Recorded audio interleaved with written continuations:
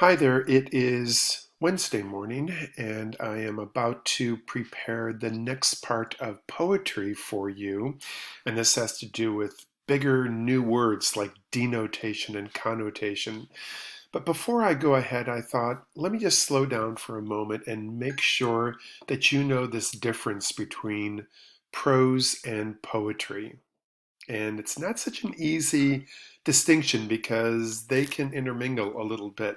But let me just take a minute for this. A couple of weeks ago, you saw this, and that is four different choices I gave you for you to determine what you think a poem might be and what isn't so much a poem. And so the one was a simple roses are red, violets are blue, I'm sick of staying inside, and my mother is too.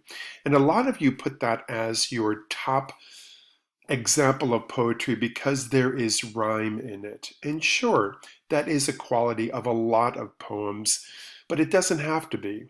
A lot of poems, especially in the last 100 years, have no rhyme at all, so it doesn't have to have that. Then we saw this one here, a real factual one. The police arrested two men who were driving over 100 miles an hour.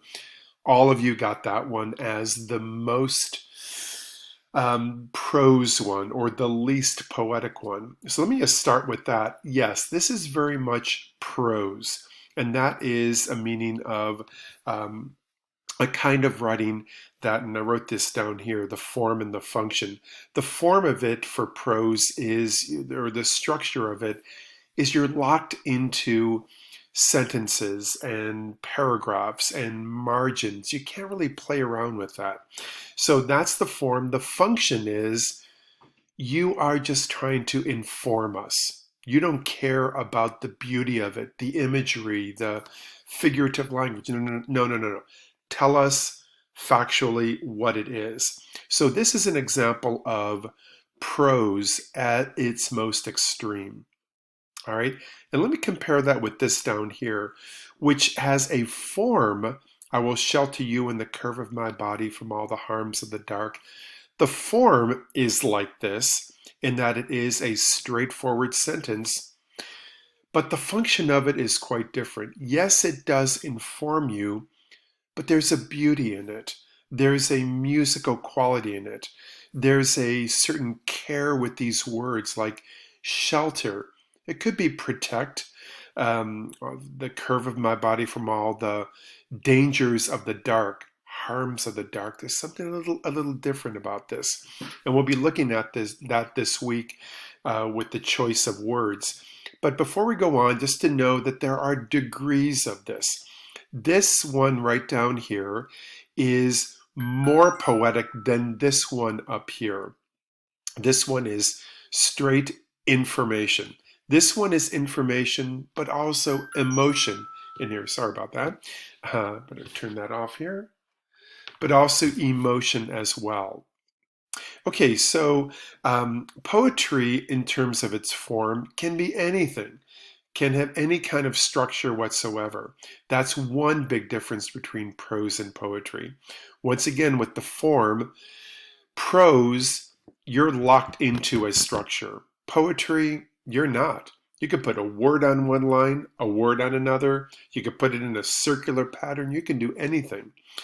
The function of it, the function of prose, like your history book, is just give me information here.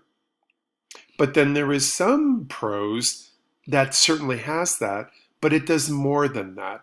It also has a certain poetic element in it.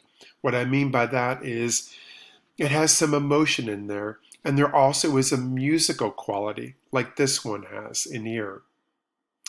Okay, here's an example that most of you put this as the top poem or the second poem. It doesn't rhyme, but it does have a real quality of emotion in here. There is a musical quality. This is the description of the father doing work during the week.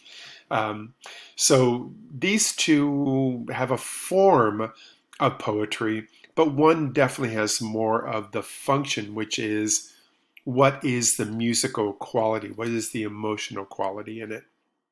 Okay, so Before we go on here, prose and poetry. At its most extreme, prose is like your history book, is like the newspaper.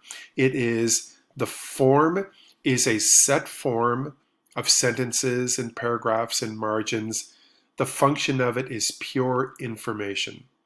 On the other extreme is poetry, which is a kind of writing with no particular form, and its function is to inform, but also to give emotion to it in a real condensed, shortened form. It's much shorter usually than a book. I mean, this is a book that I'm reading right now. This thing is long. Poetry tends not to be, tends to condense a lot into little space. And it is has a musical quality, something we'll look at in a couple weeks more. Okay, so there are degrees of it. That's why it's not so clear that this is prose, this is poetry, because some prose, actually this book here, is full of sentences that are so beautiful and poetic, meaning they have an emotional quality to them and a musical quality to them.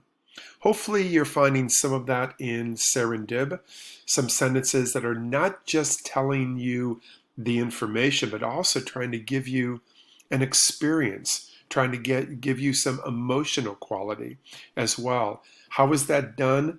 Through certain devices that are used with writing, but also the musical component that you can infuse in writing.